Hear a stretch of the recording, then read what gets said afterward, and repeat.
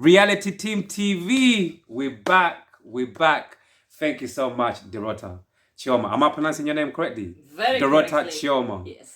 Thank you so much for coming onto the red chair. It's really a pleasure. How are you doing this weekend?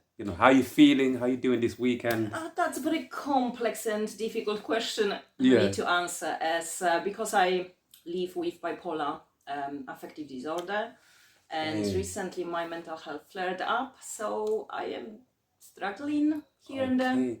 And what do you do in terms of like coping, like on a day-to-day basis? Because even for me, sometimes I try to take before I used to say take one day at a time. When I had my own, mental health issues, even I got to a point where I thought to myself, I feel like I can't take one day at a time. I have to try to take 1 hour at a time. Like for you, how do you do it? Yeah, That's to get very by. true, actually, what Yeah. you're saying, that I there just try are to take days one. that Yeah. you can only take it hour by hour, Literally, sometimes yeah. day by day, Sometimes it's about surviving until tomorrow. You said it absolutely. Yeah. Because so how you, like which things, like which ways, like which things do you like, do like on a daily basis to try to cope, and to try to to push to continue to push forward, like what kind of things do you do, like Definitely art. Yeah, art making is my therapy room, you Yeah. know. And yeah, art helps, and for that reason I use art to express my mental health struggles. yeah, And it started in a very kind of basic way. I had a mental health breakdown. yeah, It was 2019 when I was directed to art therapy sessions. They were not proper art therapy sessions, more art making for moms who were struggling with similar problem. Okay. I had a postnatal depression. Okay. And that postnatal depression and a near-death experience, because I almost died giving birth to my last child, spiraled down because I already had problems. It started to spiral. So there was a bit of PTSD, a bit of depression, and I was asked to join a group for moms who suffered the same illness. Yes. And I was very skeptic, like. Why was that? Why was that? Why was Because I was so thinking, skeptic? how will it help? You know what I mean? I was a busy woman leading, busy life, full-time job, Yes. 3 children and whatsoever, and go and draw. I was thinking like, nah. But I went there because, I was a bit afraid that if I don't comply, they can take because there was paranoia involved. They would take my baby away. So I said, okay, I will go. Yeah. And I went, and in a few weeks' time, literally something opened up in me. Like the images started to have color first time, for a while, and stuff like that. And because the facilitator of that group was a very good artist and very understanding person, she pushed me and encouraged me to start doing it daily for 10 minutes, 5 minutes, and this is how one of my books came about, Notes from Postnatal Depression, because I started to draw images and write poetry to express my aches and pains and struggles. And this is how it started. And you know how life is, when you are laying down, it will kick you even more, right? Yeah. So then I had grief. My dad passed away in first lockdown. And every time there is emotion in my life, art seemed to be that tool. But art, in a sense, like, I'm not approaching art thinking, I will paint a landscape today. You know what I mean? Yes. I approach art saying, I have a feeling, I have emotion in me, I am this or that, and I am just playing with resources. And at some point, that's a good way to look at it. Exactly. A very good way to look at it. Things start to emerge. And when they start to emerge, I feel better because mental health issues, let's face it, they feel different to everyone. They are very difficult to talk about. Yeah. And how to express something that to others seems trivial, because I should be a mature woman and you should just get over it. So it's like, even what you said earlier, like, it was very interesting, like, mental health, like, a lot of people in our heads, like, the mind is a very, very, complicated thing. And I feel like all of us, we deal with things very, very differently. And continue. Yeah. So And and I started then, seeing the shift in my mood after I created a piece that represented something that I felt that was worrying me, that, whatever. Yeah. And I realized that, maybe it can help others. So I opened Instagram, I started to post my art, and I started to meet other creatives with similar problems, and I started to receive feedback like, your images and your poetry speak so much, and it's like, I feel like you're like I was talking, like you were in my head speaking my language. Very powerful indeed. Very exactly. Powerful. Yeah. And people started to tell me things like it helped them. I had women bursting into tears at my first exhibition, and stuff like that. So I said, this is the way perhaps to talk about mental health via art. Through art, yes. Communicating through art. Yeah. And before that, like you said, like before, you got put into this class to see if the art would help you with your mental health, like, was you into art at all? Did you ever try art before? Like, how was you with art? This is very funny because I was perceived as a very talented child. I could draw above average, but I was not allowed to study that subject. I was not allowed to go to art school. Interesting. For many reasons. It was back in Poland. I'm Polish, so there were difficult times there, and my parents didn't have really money to sponsor such a education path. And also my dad was used to saying it's like that he doesn't want me to be a junkie. For some reason back then. We are talking about what, 25 years ago. Yeah, times were completely different back then. Artists were perceived as such, right? You were either hippie or junkie, there was nothing in between. It's actually true, even when you think about it, we came a long way because, so many different stigmas in 20 years' time, so many different things was perceived in a different way. Yeah. We came a very long way, indeed. We did, definitely. And in mental health now and artists are perceived differently. For real.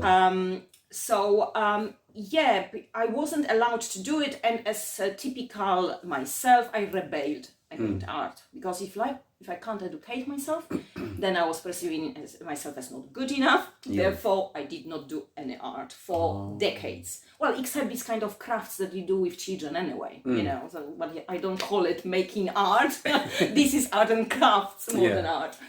I stopped doing that until that breakdown, and when I was invited to. So it's basically like the universe called you back. It's like the universe brought art back in, into your life in a different way. How, moving forward, like even in terms of like events and all of these amazing, incredible things that you do, how did the events and all of these things come about then? Well, that is also a kind of a very weird story, kind of universe working, behind the stage.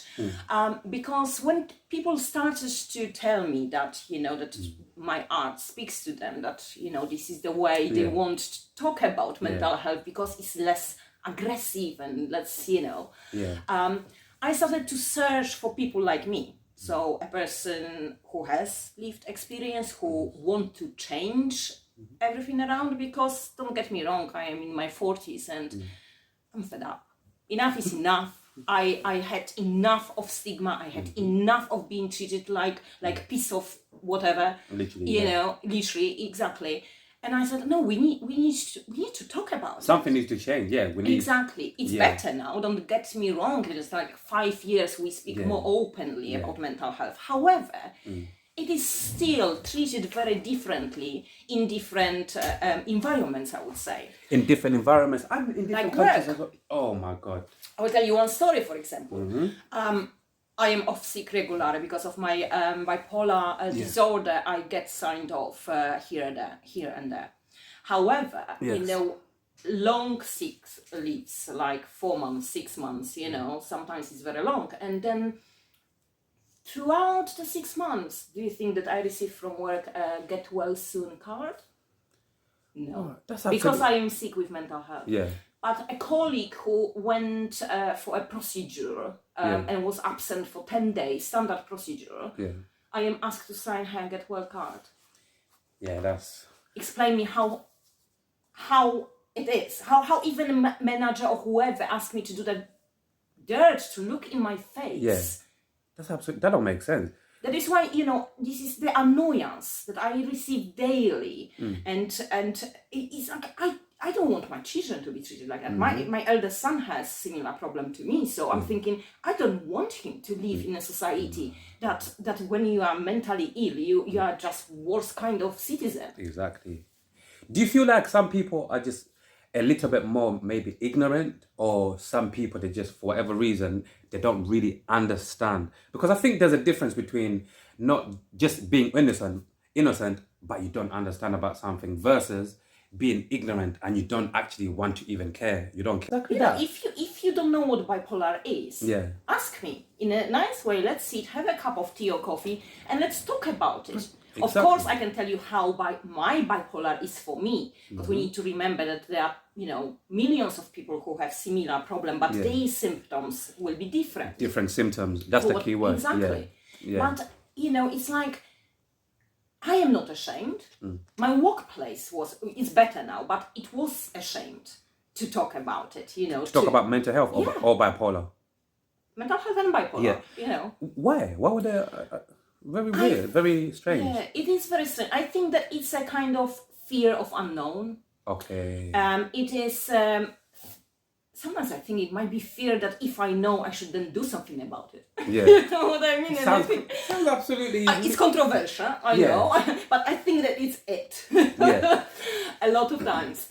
But yeah, this kind of different treatment to mental health in comparison to when you are ill with physical health. And you know what? I think people are ignorant because those illnesses are invisible.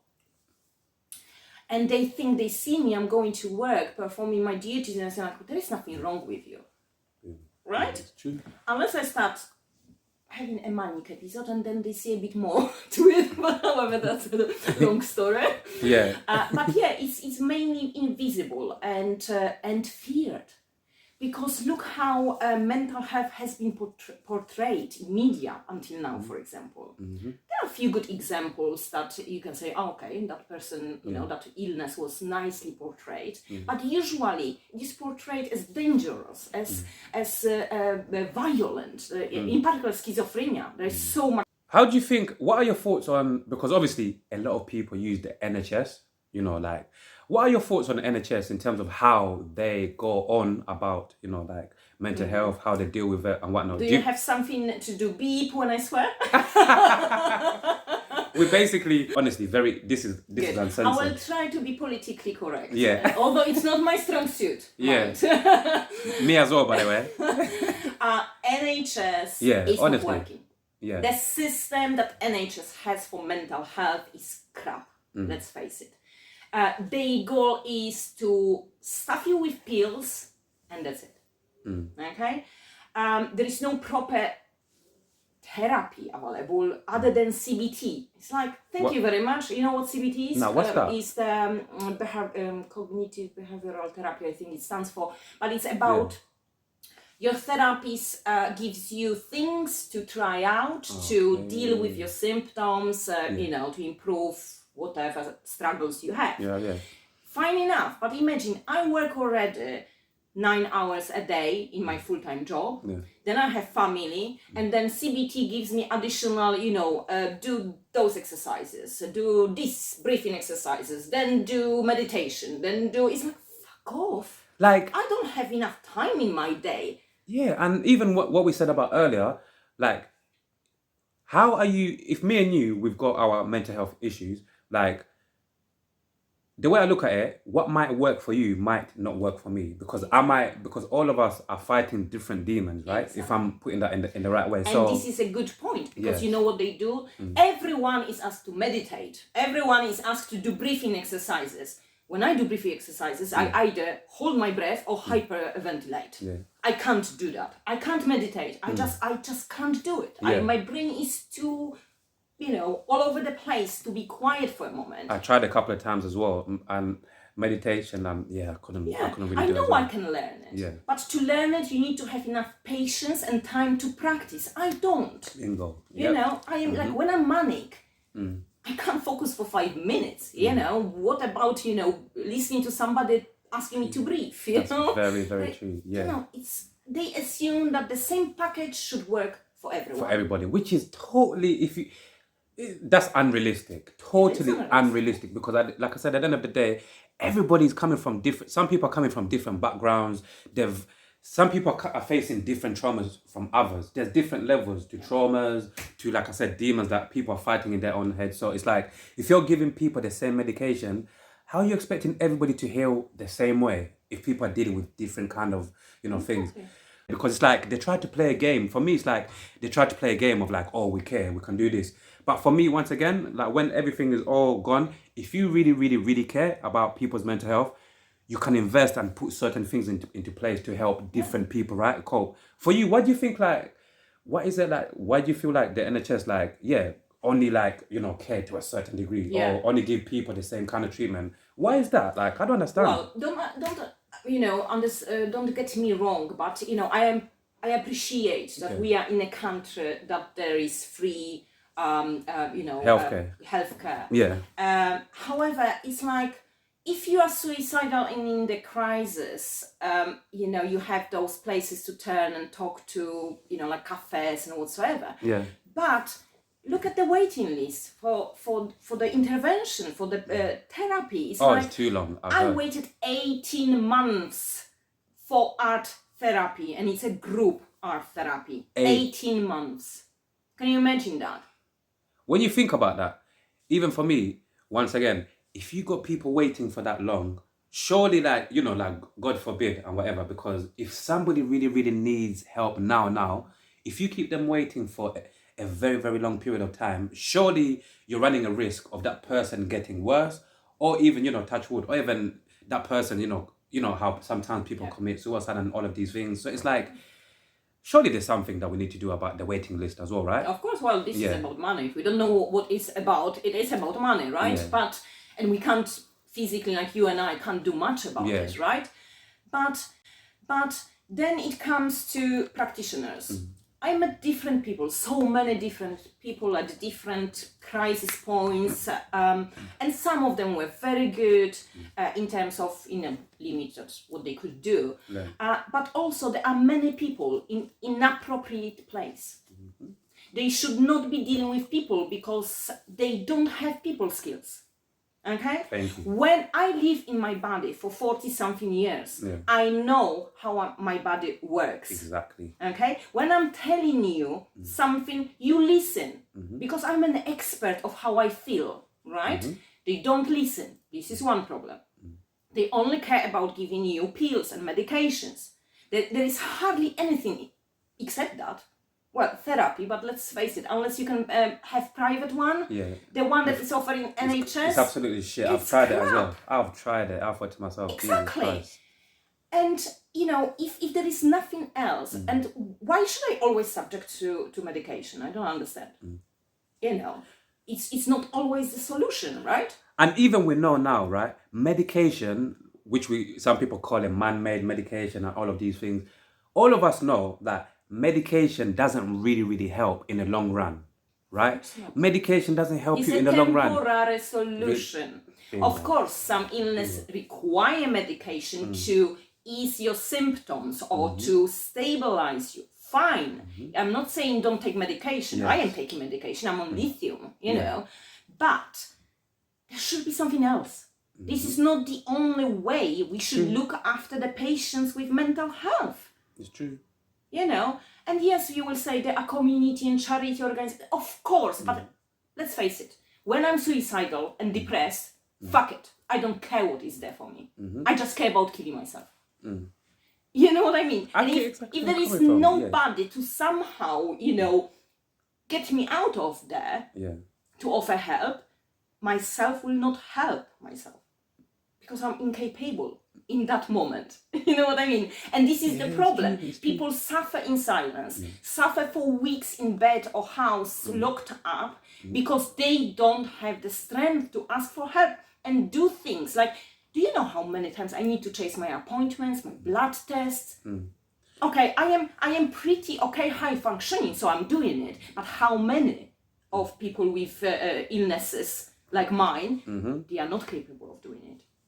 Even if you're not functioning, even if you're mentally going, you're fighting. You're always if you're going through like some battles, right? And you're constantly, you know, like your head is not in the right place. Like for me personally, like the last thing that I should be doing is chasing doctor hospitals, doing all of these things, because it's like for me, it's like it's adding even more to my stress already. It is. Yeah. For me, the way I look at it, it's like, yo, you're adding. I'm coming to you guys for help, but you're adding on to my stress. Yeah. Like, who is treating who here? Am I treating myself? It's like, why should I chase you for my blood test? You should have it in the system, the flag up, you know, on you for the blood test. Why I'm chasing it? like, I don't.